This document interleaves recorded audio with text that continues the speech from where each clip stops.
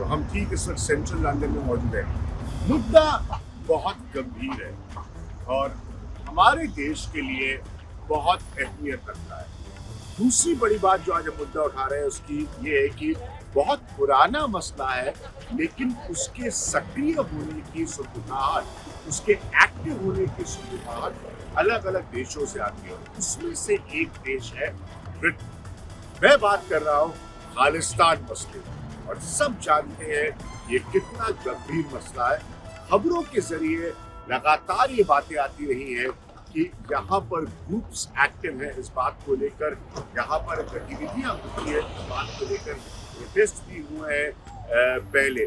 तो ये एक बहुत बड़ी बात है और पंजाब में हम सब जानते हैं कि एक नई सरकार इस वक्त आ गई है। तो दोनों देशों के बीच ये मसला, ये भारत की सॉवरेनिटी से सीधा रिश्ता रखता है।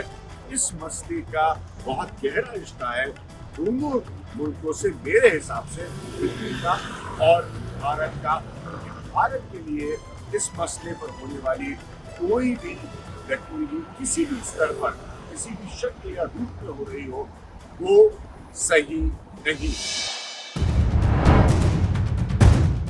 खालिस्तान की मांग और मुद्दा दोनों बहुत पुराना है, इसीलिए इसे आज के नजरिए से देखना मेरे हिसाब से उन देशों में बहुत जरूरी है जहां से इस मुद्दे से जुड़े संगठनों के अपने तरीके से सक्रिय होने की खबरें लगातार आती हैं। इन देशों में से एक है ब्रिटेन।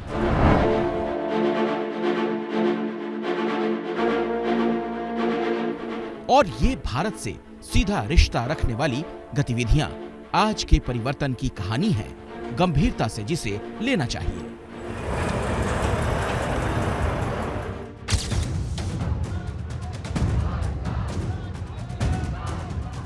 खालिस्तान की मांग की पृष्ठभूमि से जुड़ी घटनाएं बहुत दर्दनाक हैं।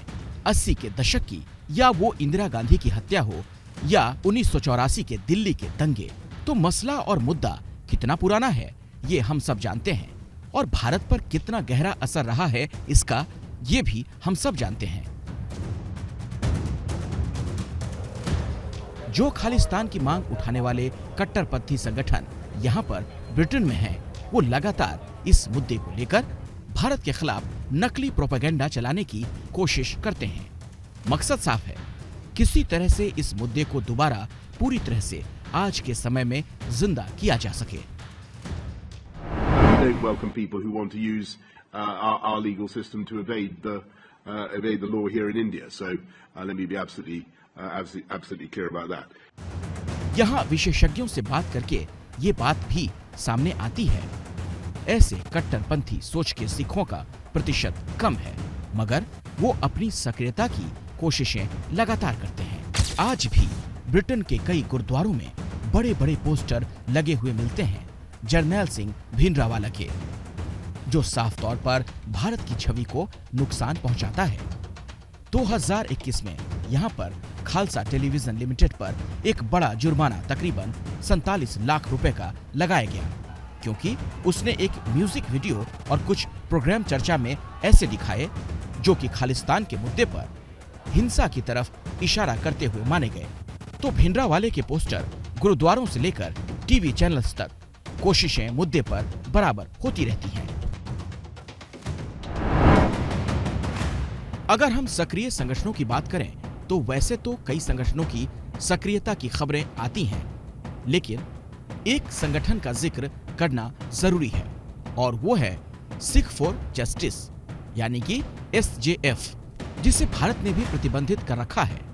SJF ने एक रेफरेंडम 2020 का नेतृत्व किया था, लेकिन नवंबर 2021 में यह खालिस्तान का रेफरेंडम कुछ भी असर नहीं दिखा पाया, जो कि लंदन में हुआ था। इसीलिए इस बात का जिक्र होता है कि ऐसी सोच के सिखों का प्रतिशत बहुत कम है, मगर इसका मतलब उसे कम गंभीरता से लेना कतई नहीं है।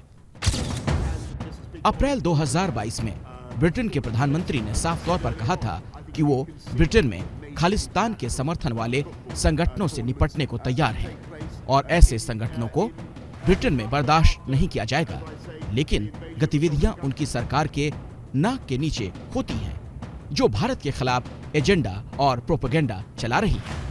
इसीलिए दोनों देशों के बीच समन्वय यानी कि कोऑपरेशन और ब्रिटेन का इसको गंभीरता से लेना, दोनों बातें बहुत अहमियत रखती हैं।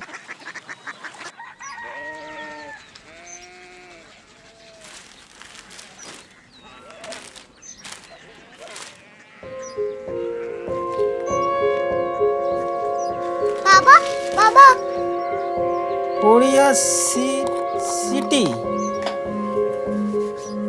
जानी ना।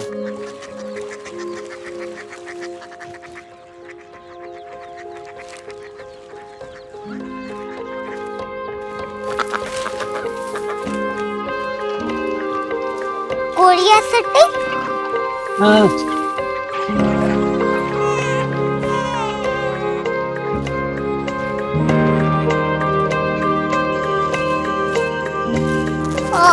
कोरिया सिटी कहाँ पे है? शहर अंग्रेजी लगे हैं।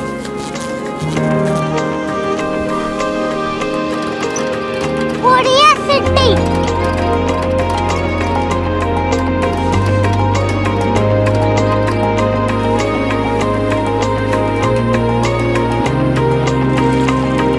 वो बहुत दूर है।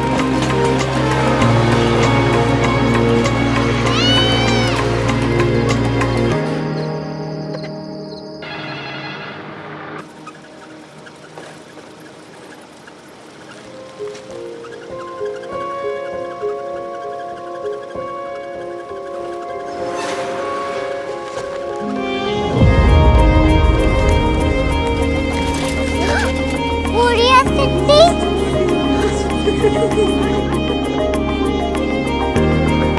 दुनिया को कुछ लोग बड़े होते हैं। कोरिया सिटी कहाँ है? प्रोफेसर साहब को पता होगा। हो, ये छोटा वाला ग्लोब लगता है और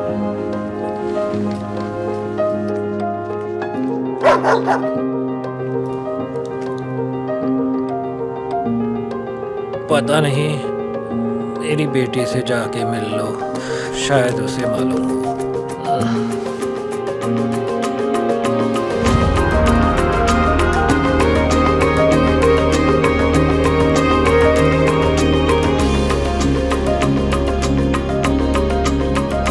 हाय, बाबा ने भेजा है। Come here. Korea city Korea city नहीं, क्यूरियोसिटी। वो क्या? That's what brought you here? जो तुम्हें यहाँ तक ले आया। क्यूरियोसिटी